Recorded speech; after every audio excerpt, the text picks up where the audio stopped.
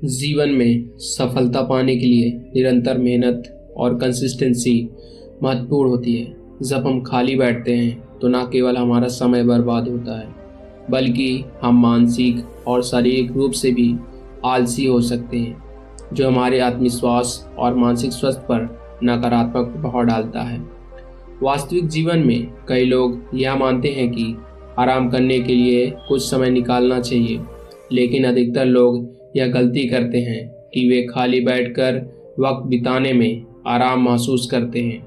हालांकि लगातार व्यस्त रहना और कुछ न कुछ सीखते रहना या किसी काम में लगे रहना हमें न केवल मानसिक संतुलन बनाए रखने में मदद करता है, बल्कि यह हमारे आत्मविश्वास और करियर में भी मददगार साबित हो सकता है। तो आइए दोस्तों, समय को इस छोटी सी कहानी के माध्यम से समझते हैं। किसी नगर में रोहन नाम का एक लड़का रहता था। उसकी उम्र करीब 22 वर्ष थी और वह पढ़ाई खत्म करने के बाद किसी उद्देश्य के बिना दिन भर इधर उधर घूमता रहता। उसे ना किसी काम में रुचि थी और ना ही कोई ऐसा सपना था जिसे पाने के लिए वह मेहनत करता। रोहन के माता पिता उसकी इस स्थिति को देखकर चिंतित रहते थे। उन्होंने कई बार उसे समझाने की कोशिश की, लेकिन हर बार वह उनकी बात अनसुनी कर देता। रोहन का दिन व्यर्थ की गतिविधियों में निकलता था। वह अक्सर अपने दोस्तों के साथ सड़क किनारे चाय की दुकान पर बैठकर गपशप करता। कभी वह मोबाइल पर गेम खेलता तो कभी बिना उद्देश्य के सोशल मीडिया स्क्रॉल करता। धीरे धीरे उसकी आदतें उसकी सेहत पर भी असर डालने लगी। उसका शरीर कमज़ोर हो गया, आंखें लाल रहने लगी और वह मानसिक तनाव महसूस करने लगा। उसके मित्र भी उसकी हालत को लेकर मजाक उड़ाने लगे। एक दिन उसके दोस्त ने हंसते हुए कहा, अरे रोहन, तुम बस इसी चाय की दुकान के स्थायी ग्राहक बनकर रह जाओगे। तुम्हारे जीवन का क्या उद्देश्य है? यह सुनकर रोहन को बुरा तो लगा, लेकिन उसने अपने दोस्तों के तानों को भी गंभीरता से नहीं लिया।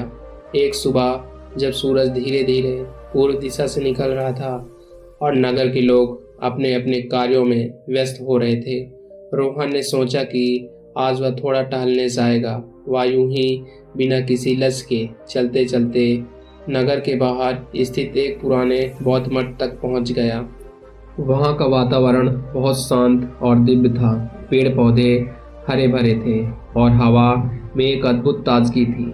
मठ के पास एक बड़ा सा बोधि वृक्ष था, जिसके नीचे एक वृद्ध बौद्ध भिक्षु ध्यान में लीन थे। उनका चेहरा तेजस्वी था और उनके व्यक्तित्व में एक विशेष आभा थी। रोहन ने उन्हें कुछ देर तक देखा और फिर धीरे धीरे उनके पास जाकर बैठ गया। भिक्षु ने आंखें खोली और रोहन को अपनी ओर देखते हुए मुस्कुराए। उन्होंने बड़े प्यार से कहा, वत्स, क्या तुम किसी परेशानी में हो? तुम मुझे बहुत विचित्र लगते हो। रोहन ने अपनी जीवन की दुविधा को भिक्षु के सामने रखते हुए कहा, स्वामी जी, मेरे जीवन में कोई उद्देश्य नहीं है। मैं हमेशा खाली बैठा रहता हूँ और मुझे समझ नहीं आता कि मैं क्या करूँ। मेरे पास ना तो कोई सपना है और ना ही किसी चीज़ के लिए प्रेरणा। भिक्षु ने कुछ देर तक रोहन को ध्यान से देखा और फिर गहरी आवाज़ में बोले, पुत्र, खाली बैठना सबसे बड़ा अभिशाप है। तुम्हारा मन और शरीर दोनों ईश्वर की दी हुई अमूल्य देन है। यदि तुम इन्हें व्यर्थ में बर्बाद करोगे तो यह जीवन भी बर्बाद हो जाएगा। मैं तुम्हें सफलता के 10 नियम बताता हूँ। यदि तुम इन्हें अपनाओगे तो तुम्हारा जीवन बदल सकता है।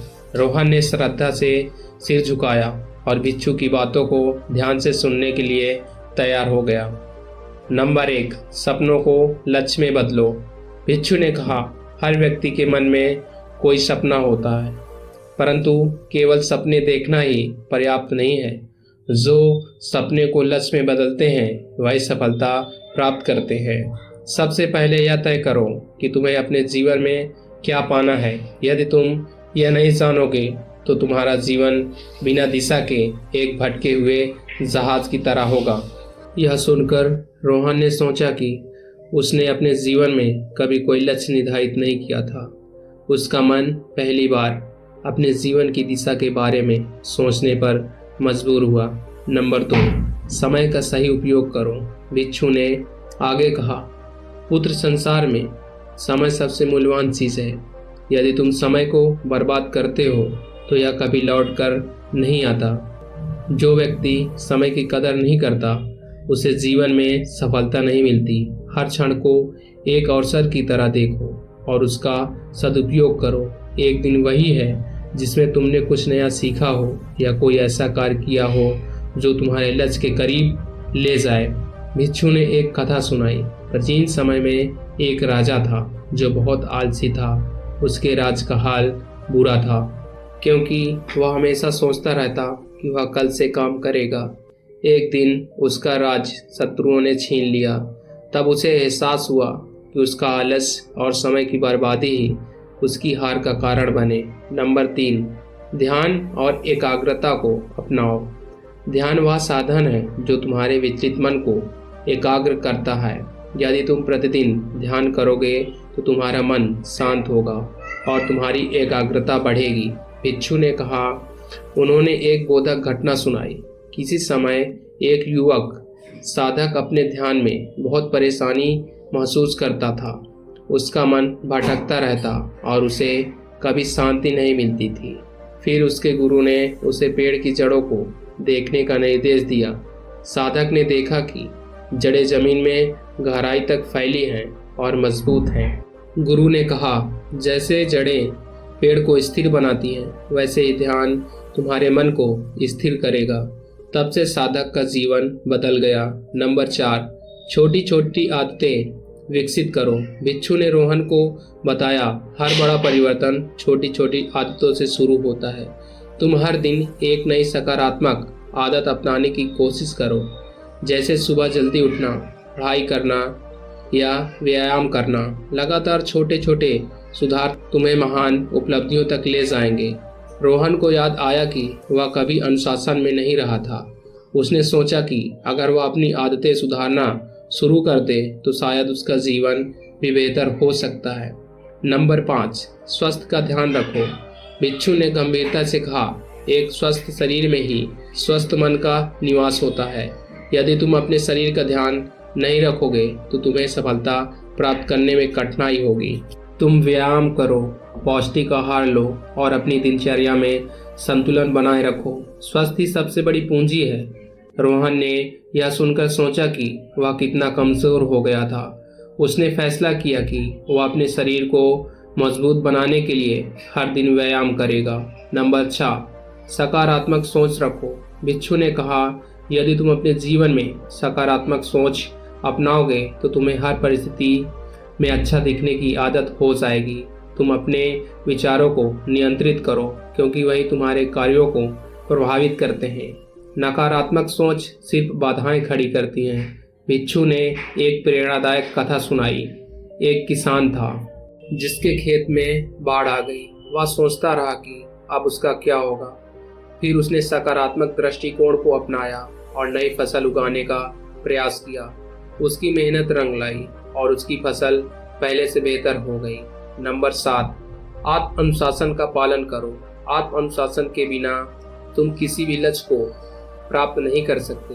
भिक्षु ने कहा, खुद को अनुशासित करना सीखो। यह जानो कि कब क्या करना है और कब क्या नहीं करना। अपने समय और ऊर्जा का सही दिशा में उपयोग करो। नंबर 8, विफलताओं से सीखो। जीवन में असफलता ही तुम्हारा सबसे बड़ा शिक्षक है। तुम असफलताओं को अपने अनुभव की तरह देखो और उससे सीखो। भिक्षु ने सलाह दी। नंबर 9, हर दिन कुछ नया सीखो। भिक्षु ने कहा, ज्ञान अर्जित करने से तुम अपने जीवन में नई ऊंचाइयां पा सकते हो।